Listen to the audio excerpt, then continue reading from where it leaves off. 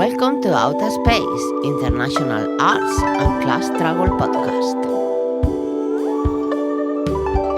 Accessing Your Freedom, an interview with Ben Gallup.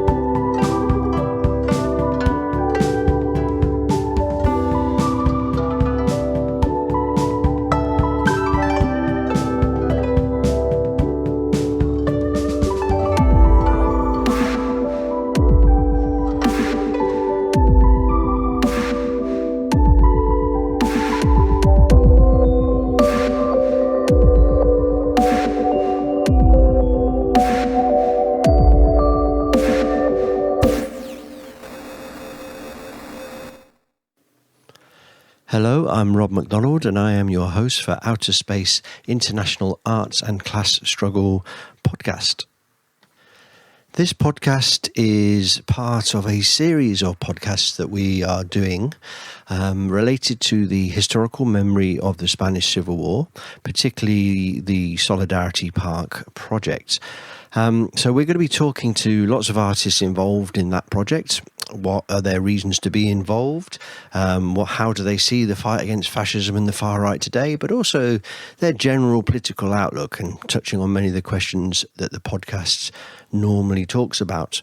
We're also going to make a bit of investigation into the role of women in the struggle for the historical memory today, the recuperation of the memory. We'd also like to thank the Diputació de Barcelona and Amical, the International Brigadistas Association in Catalonia, for their support in this project. Okay, let's go to the podcast. Hello, so today we're joined by Ben Gallup, who is from the USA. I certainly know he worked in Seattle, but now he's based in Stuttgart, I think. He's an artist that took part in this 2021 Festival for Solidarity Park. He produced art for us. He did an art show of his online, and he produced one of his songs, which we used in the show, and we also used it in a video promoting the project later on. So we've got Ben in with us today, and we're going to find out about him. So that's a little bit about you, Ben. Tell us a little bit more who you are. Yeah, I am, I don't know, man, I'm Stardust, which sounds super woo-woo, but it's actually, that's like scientific reality.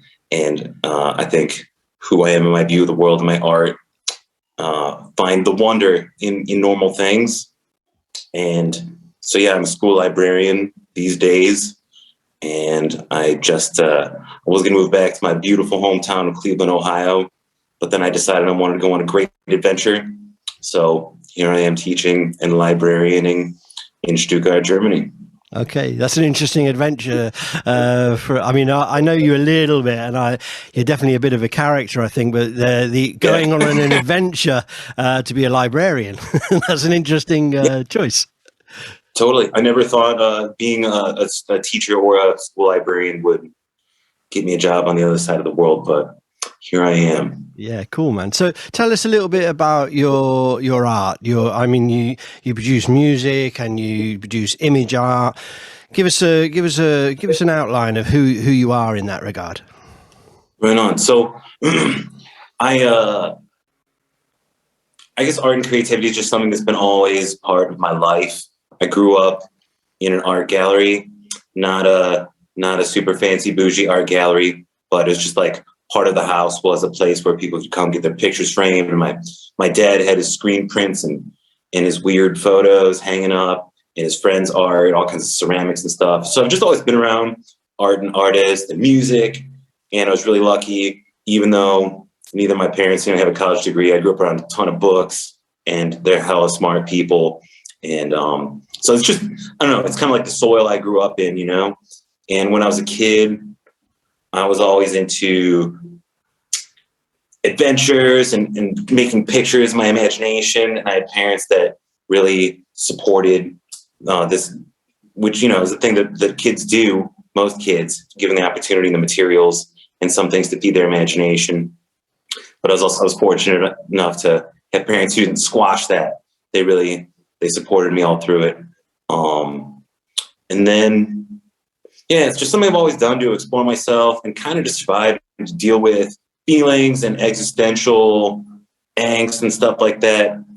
I grew up, my parents didn't tell me Santa Claus was real. I grew up in a family where my dad would pound the table at dinner because the United States was invading Iraq in the first Gulf War and shouting about how little children being bombed and stuff. Me and my brother would be crying and everything. But we knew about the world from the beginning. We knew about the damage to the environment. Racism was a topic in our house. And so I grew up also knowing a lot about problems in the world, but also mom and dad, I love you so much. You're so good. One thing that I felt like didn't come through was a whole lot of ideas of like actual political and economic solutions to these problems, so that's something I also discovered later. And art is just one of the ways I've processed my political understandings. And I whenever I get invited to, I like to use it for, various sorts of agitation and propaganda in the best sense of the word. I mean, you say agitating, propaganda. I mean, yeah, it sounds like you came from, a place that taught you what was going on. But as you say, maybe you had to work that for yourself also later. I mean, I come from a similar kind of background where, the world was shown to me. I mean, I was, as a 15-year-old or younger, or 13-year-old, I was taken to Greenham Common in England with the feminist protests. I was brought up around the miners' strike. We're not a miners' family. We're from the south, not the north or the Midlands. So it was shown to me. But that didn't mean that I had all the answers. That meant that I had a grounding, which I'm grateful for. And you said you weren't squashed, which is, I also work in schools, and I'm the one in the school that unsquashes them if I can. Sometimes a bit under the teacher's radar, but every student needs one teacher who says, "Don't worry, be yourself." And it kind of sounds that's the character that you are, yeah? Yeah, that's definitely who I try to be. And one of the big things that attracted me to being a school librarian is that instead of having standards that I have to somehow use complex psychology and discipline and stuff to make kids learn the thing and do it on a test to show my principal, I get to have a room full of books and electronic resource access and say, what are you interested in today? What questions do you have? What can I get for you? Oh, you don't know? Let me, get you thinking about some things and maybe we'll find you something. So I feel like definitely being a librarian in a school and helping kids to squash them, help them become unsquashed. Yeah, sort of access the information that's out there. That's such a quite important. Do you think that is also how you go with your art? Because you make music, yeah. You do visual arts. So talk about those two things a little bit, and any other art that you do that's connected. Because I like this. I can see you. I can see the kids coming up to you and go, "Okay, I've got to study, blah blah blah," and you go, "Right then, let's go." I can see you sort of pulling out these books from the shelves and inspiring them a bit. But you also approach art that way, I think. I mean, that's how I when I see your stuff, I went, "Hey, oh wow, we're having Ben in Solidarity Park. He just doesn't care," kind of thing. He's out there. He's saying what's in the front of his mind. Is that a good idea of who you are? I think so. Yeah, I think it's, like a lot of Marxism is about how people are pretty practical and we take up the tools that are at hand to do what we need to do. And if we don't have the tool, we make the tool. And so, when I was a little kid, the ways for me to deal with things and process or express had a lot to do with writing and drawing. Then when I was a teenager, started playing guitar, and I was in a lot of punk bands, this kind of thing, and making some flyers and posters and, just dabbling in visual art a little bit. And then I reached the point where I kind of realized my favorite thing about being in a band was always just writing the songs. And so started writing poetry, which was nice because it's like the cheapest. You don't need to buy a guitar. You don't need to be buying strings. And I didn't have to lug around my equipment every Friday and Saturday night and deal with the drummer and, all those things. But then, I was kind of done. Quarantine started with COVID-19. I made a album of spoken word poetry with a musical background. And And then I was just kind of done with music and poetry for a minute. And I just kind of set a goal as like, I'm going to get really good at drawing and painting. So that's what I've been really focused on since then. And so, yeah, I would say I'm just not in a box. Definitely. It's like, the medium is the message. Do you think I mean, I like the educational side of how we've started the interview, and do you view, because you got the politics in your head at the same time as you let's call it the ability to express freely. Do you see what you do as educational, or is it a very personal thing? How does that personal and how does the inner and outer Ben Gallup work in terms of your creativity? Yeah. How does that function? So I've tried both, certainly it just started as something that I needed to do for me. And, I've written some pretty like didactic political songs and made some images and stuff. They're very, the message at the forefront. And I found that, the navel gazing art is one extreme. The super didactic, boiled down, reductionistic, political cartoon or whatever is this other sort of unhealthy side of the spectrum. So I try to find a place where my inner world and the outer world meet up and are actually in contact with each other. And so I'm not always focused on having something real political in my art, but because it's something that's on my mind that I'm always grappling with anyway, it comes through in this way and that. Yeah, so it kind of flows. I think it's always hard for anybody to go. Some people can do it. It's definitely true to go away and write a political song or to do a political image. I mean, propaganda and this is and sort of a freedom of art. They have a funny relationship with each other. And personally, when I've tried to be political, say in poetry, then it's shit from a personal point of view. But if I want to talk about how shit I felt then or what's doing my head in, then I think, oh, that's all right. So it's like that. But you're saying it kind of flows, the political imagery and music flows out of you because you're thinking about politics in a separate way. Yeah. And I think that's what makes it authentic. And I think then it also gets the personal emotional charge. And so much of what people might try to express and call it art is so cerebral that it isn't felt, So if it's something that you're actually feeling, you can transmit the message through an emotional connection. And I think that's really important. And you can't fake that, man. It's just like you got it or you don't in that piece, whatever you're doing. So in that sense, you're an artist who just go bang. That's what I'm doing today. It's come from my head. I'm going with that train of thought. It's real. Yeah, I know. I see that in your work. Definitely. How does that connect up with your activism? I mean, obviously, so subject matter is sometimes political, but it's there because it's on the forefront of your mind. You've seen something on the telly or something's made you pissed off or, whatever. But because when I discuss with artists, one of the things I say is, okay, we're artists. That's one thing we are. But for me, art and activism and political consciousness are the same person. There's many different types of me, and you can meet different ones. And the podcast me is a particular person, but actually these two things certainly came to me a bit late in life. But I was always an activist and I was always an artist, and I never really realized that they were the same person. Is that how it works for you, or is that just something in my head? No, I think. Well, let's see. Where does it come from? Because you're an activist.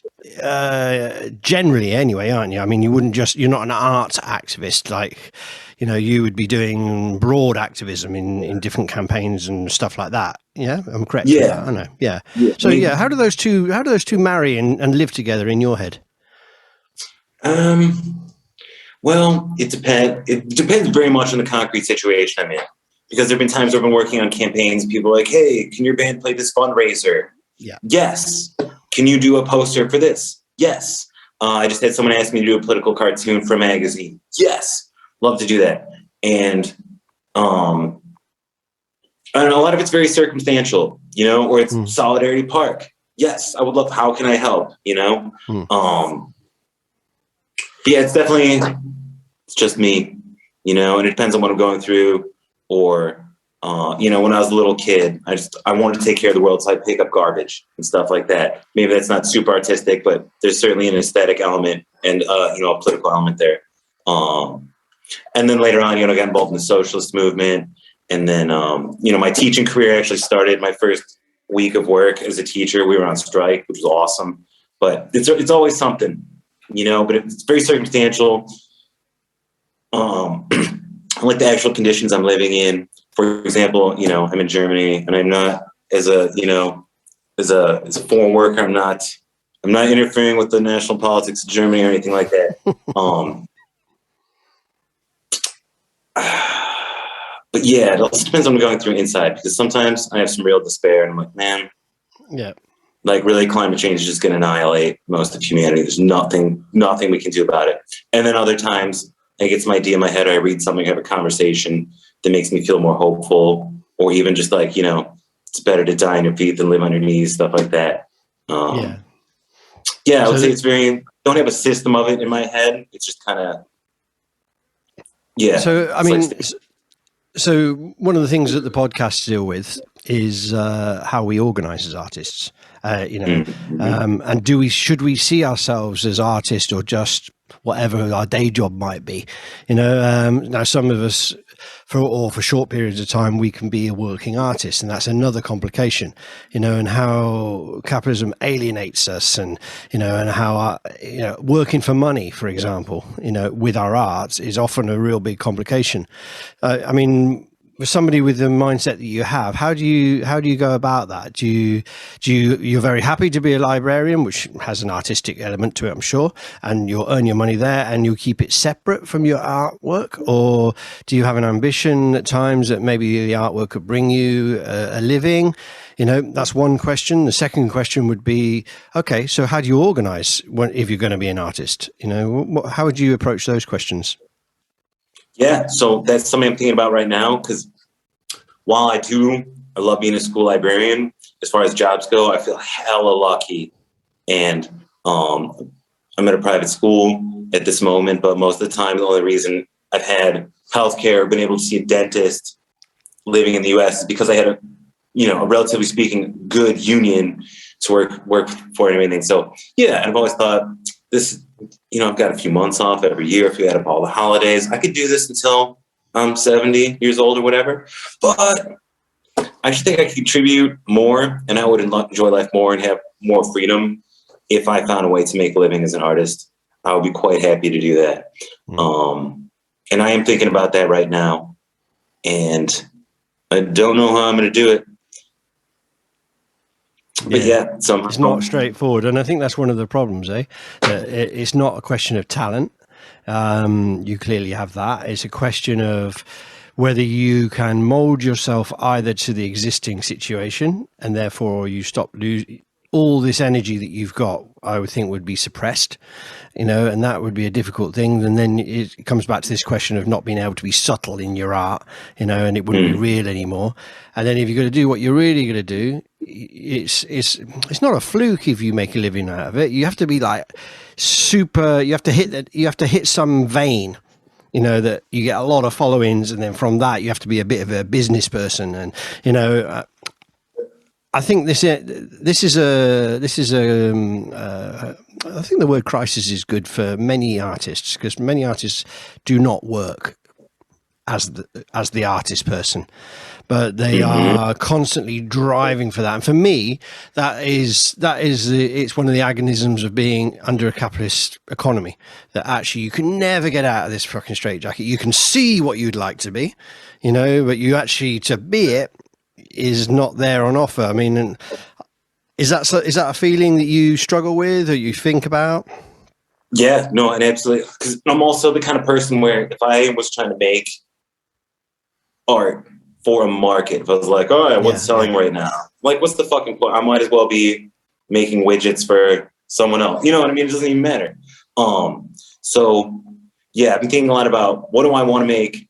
How do I actually find an audience for it? And if they'll pay me something, that's even better. I was watching.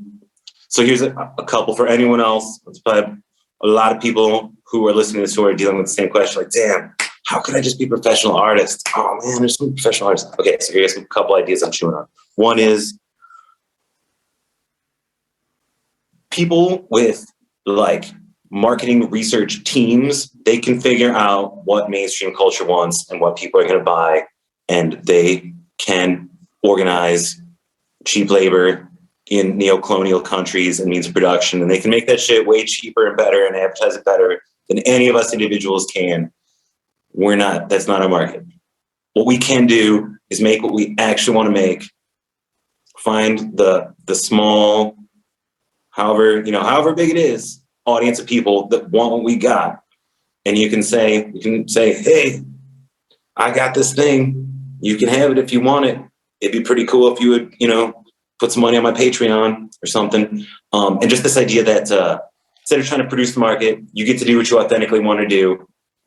And instead of being like, I got to post on social media every day on this app, that app, do more sort of strategic, targeted outreach to people or groups or publications that might want whatever you produce. So that's the main idea I'm rolling with right now, is that I'm going to do what I'm going to do. I'm fortunate that I have a career that I could probably have until I'm too old to work. And in the meantime, I'm going to see if I can keep making what I want to make, doing what I think is good to do for me and socially. And if I can find a way to make a living off it by targeting the people, my audience. You're talking about a marketing campaign that's got nothing to do with making it into a product. Is that kind of where you were going with that? Because you're talking about sweatshops and making music, and the production line. So you're saying, no, do what's in your mind, do what's in your heart, and that's just what you're thinking. But you're thinking of how to market yourself in that thing. I mean, yes. Rather than figuring out the market and trying to produce something, it's like, oh, well, people are buying a lot of this style right now. Or maybe if I just imitate this artist. Yeah. So go what's with your heart, not what's in the marketplace. Is right. Yeah, I mean, I think you're thinking it. Yeah. No, if it's on my mind, it's not because I'm this weird little unique island of the world. It's because there's something going on socially, and certain things are mixing around inside me, and they're mixing around inside other people too. And so if I say something about it, it's going to resonate with certain other people who are grappling with the same experiences, So I think whatever people make, I hear you. if you're good at your craft and you can speak from an authentic place, there are other people who are feeling what you're feeling and thinking what you're thinking, or who are like jigsaw puzzles. It's like, I've got this hole. Well, guess what? I have like exactly the piece that fits right in there, and those connections can be made. No, I think it's an important thing. I mean, we talk about a lot of things on the podcast, and sometimes the conversations boil down into an area. And I think what you're talking about here is be yourself. It's coming across. I mean, I did a Christmas display with a student. I'm a part-time language conversation teacher, but I do art. So I'm an art and conversation teacher. Awesome. And this young girl comes up to me and she said she's going to do like sleighs with Merry Christmas written in it. I said, that's cool. And she's a really good artist, by the way. And she says, should I do this? Should I? I said, what do you want to do? Oh, yeah. I just said, and she went, well, I'd like to do it. I said, you're the artist. You decide. You decide. You come from what's in your mind. She was like, her eyes went big. And she said, it's kind of like, I mean, it wasn't like nobody's ever said this to her, but I could see that she felt, the teacher's giving me freedom. Do what you want. I'm not going to tell you what to do. And then maybe this is what you're talking about there. Maybe this is the essence of Ben Gallup, is what I'm coming from. Yeah. Yeah. No, I like what you got me thinking about right now. Yeah. So many people are, through schooling or whatever, if they're raised up in a certain kind of church or whatever, so many people are unaccustomed to the idea of freedom. Like, what do you want?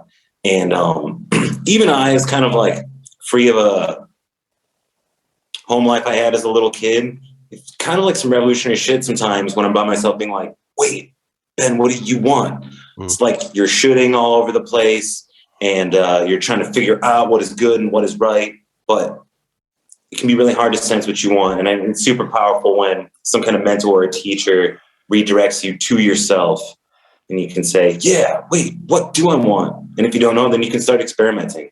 I think there's a really interesting class question thrown into this, because I think it's often middle class people have access to the arts in a way that working class people don't. You can afford an instrument for their kid or a lesson to start with, or I've got some now. I'm 51 and I've just bought some wicked coloured pencils. They're like fucking, excuse my language, podcast, but they're really good. And my drawing, I'm not a good drawer, but suddenly, I've got the materials. Or to be a stonemason is a really expensive thing, and it takes a lot of time. I can now afford, I used to be a drummer. I can now afford to actually replace the foot pedal when it breaks or whatever it might be. When I was younger, then it mattered. I couldn't.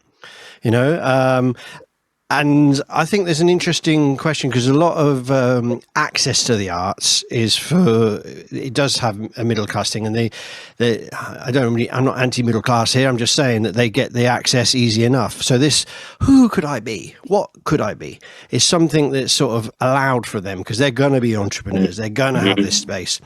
But for working class people, where does that get put into a little box? And okay, you can have it for a little while, but we're going to squash you and don't have the expectations. And I don't know about you, but this is a course of some anxiety in my life. To be an artist, how will I make the money? You talked about marketing, kind of, and then you talked about a particular type of marketing, sort of freedom marketing, if you like. I will be what I want, and if the market wants it, good. If not, I'm a librarian. So that's your base thing. And I think this class question is probably pretty important to you, as it is to me, and about access to people getting the arts and that kind of thing. Do you think there's a barrier, or do you think it's only a barrier in our mind with art? Man, so the first thing coming to mind is I read this article that just blew my mind about how, like, middle-class people interact with their kids and sort of like train them to be like bosses, man. I don't know how to explain, or like to have power. It'd be like this was like some kind of anthropological study. It was like they'd be driving to the doctor, and the parent would be talking to the kid, like coaching them on how to hold a conversation with the doctor and how to like push them on certain information, and how to basically like train their fucking teenage kid, pardon my language, their kid to like dominate the conversation with the doctor. And so, definitely there's so many ways where middle-class kids are taught to like take control of things, from a very, very early age. And they have this idea of like, oh, there's this world of possibility. What do I want? Da, da, da. And yeah, I think most of us though are more like, well, a bit of a feeling of like, shit, what am I going to do? What am I going to do? What am I going to do? And seeing limits on what you could do with it. But I do think, and I think, there's like capital A art, and certainly it's much more accessible, or like fine art. I would say art is classed in a way of like, there are certain things that are sort of have more middle class appeal and are like cultivated. And there's certain things that it's just what people do. It's like the songs your mom sang to you that her mom sang to her, and it goes on through time. Or like, anyone's got a pen or a pencil, and nah, man, you're just a couple bucks away from a paint marker or some spray can. Graffiti art that you can do. Thinking of a song you wrote or whatever. Yeah. Yeah, I mean, some art is free to do. I mean, I talked about when I was listing my things, they're not, they cost a lot of money, but certain, I suppose, urban arts, let's call it that. You need a vocal, you need your mouth, and maybe a mic and some PA system, or a spray can or something like that. And street art, in that sense, has a feel, but that gets very quickly sort of churned up, and has its problems, and it makes money, and then you're gone. Right. I mean, this is the problem of what happens to art afterwards. But I think what we're talking about here is where you first come from, where the energy comes from. I like the thing you're saying about, some middle class kids will be taught to have power in the situation, or to expect it, or to talk on a level playing field with authority. Whereas I think we're taught to not have level playing field with authority, and therefore you best not want to be an artist, mate, because that's a job for, it's a job for somebody else, not for you. You should go to the factory. Or, I mean, I'm being a bit sort of traditional about that. Go to the factory, not the artist. It's a bit different these days. But in truth, you know, most artists do have some sort of factoryistic job that pays the rent, you know, and a lot of us will enter into education into some description, because I don't know about you, but I think art is a very much, we're trying to take messages around, you know. So when you talk about where you're going to take your art next, what projects are you thinking of? You're talking about, I'm using the word marketing. I put that in your mouth. That's not what you were saying. You were saying be yourself. Be yourself is what you said. So what's your next project's going to be? Because you talked about doing music for a bit, and I thought I'll go over here. And where are you heading at the moment? Where's the energy of Ben going? Well, I mean, I'll just tell you what I did today. So for some reason, I'm really into drawing and painting dancers right now. There's something just about like the human body and the motion, I think, and it's helping me. So today I basically drew probably 50 times the same picture and then painted it with watercolor and like ink on a paintbrush in slightly different ways. That's how I spend my day. You know? I mean, I suppose I'm asking the wrong question to the wrong guy in terms of direction, because I think that you've got this very free approach to your work. So you're not necessarily. I am looking for a direction, and I'm playing with things to try to find it. There's a Picasso. I think it was Picasso said something like, "Inspiration will find you, but it's got to find you working." And so I think that's an important thing, is to just be occupied in some way. And even if I'm not like, oh yeah, I've got this great idea, I'm gonna make this thing. I think it's great to just sit down and start working on your line quality or whatever it is. You're saying, this is interesting, because whatever an idea might come. I mean, I'm trying to get out who Ben is for my own benefit to understand you more. But so on the one hand, you're saying, free, be yourself, but actually work. Learn and study and graft, literally, because the two things in tandem, if you're prepared to put the hours in, if you're prepared to do whatever genre you choose, whatever form, whatever lens you want, whatever it is, go for it, but learn it. I suppose it makes sense that you're a librarian in that regard. I can see this picture forming now as this guy. Totally. It's also a factory worker. I was a factory worker for a couple of years. And I'm totally willing to do again. It's work. Cool, man. I mean, I'd also like to ask you about obviously you did some really lovely work for the Solidarity Park project. Thank you for that. And hopefully you're going to do more in the future with us and be part of our family, which we're trying to grow here, you know. But I'd like to ask you a little bit about the International Brigades, because I remember when we were talking and you saying you were from Cleveland and also you were working in Seattle at the time. And I said, wow, man, there's two guys on the Ciudad de Barcelona. One of them was from Cleveland and one of them was from Seattle. And when we did the little video of your work, we added the history of those guys. And I think the thing about Solidarity Park, which is interesting, is the internationalist, the political, and actually the creativity of a lot of these people and their families as we get to meet them. Art and creativity is amongst these people as it is today. So I suppose I'd like to know what what's inspiring for you about the International Brigades and the Spanish Civil War. What gets you with that? So many things. I guess one of the things, so first of all, there's the overall just struggle of humans to have peace and freedom, you know? And this idea that especially in the early 20th century, there's like so many revolutionary opportunities. There's all this polarization. The working class is getting organized. It's like politically conscious in so many ways.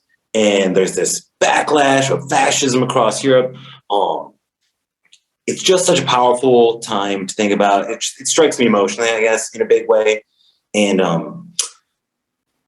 the Spanish Civil War involves so many people come from all over the world, multi-tendency movement, and people are just like, shit, I guess I got to go to Spain and fight the fascists in Spain, you know?